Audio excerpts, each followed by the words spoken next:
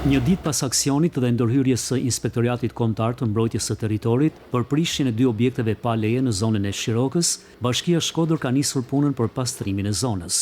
Mbetjet e krijuara nga shëmbja 2 objekteve në qendër të Shirokës po hiqen plotësisht me qëllim lirimin e plotë të hapësirës edhe rikthimin në një pamje siç e meriton kjo pikë turistike, veçanërisht në këtë periudhë me fluks të shtuar turistësh. Një ditë më parë, Inspektorati Kombëtar i Mbrojtjes së Territorit në bashkëpunim me Policinë e Shtetit dhe strukturat e Bashkisë Shkodër ndërhyn për shëmbjen e 2 objekteve pa leje që po ndërtoheshin në këtë zonë. Objektet ishin evidentuar gjatë fazës së ndërtimit dhe pas bllokimit të punimeve u bë dhe prishja e tyre.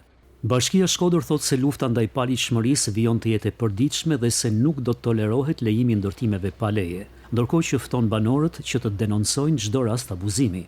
Lidhur me aksionin një ditë më parë, Policia e Shkodrës ka proceduar penalisht edhe 2 shtetas.